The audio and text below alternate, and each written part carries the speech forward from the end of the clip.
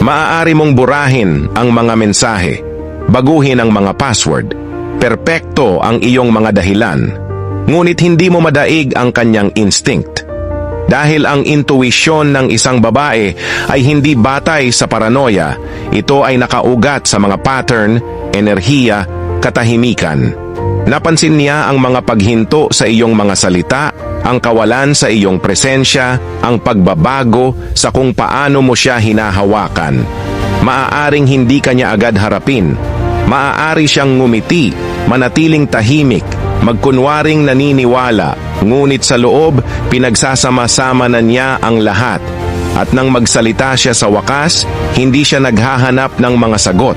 Nasa kanya sila, nabuhay siya sa kanila. Naramdaman niya ang katotohanan bago pa man lumabas ang ebidensya. Kaya't huwag ipagkamali ang kanyang pananahimik bilang kamangmangan. Hindi siya bulag, hinihintay ka lang niyang kumpirmahin kung ano ang alam na niya. Dahil kapag nagising ang intuwisyon ng babae, walang kasinungalingan ang makakaligtas sa kalinawan nito.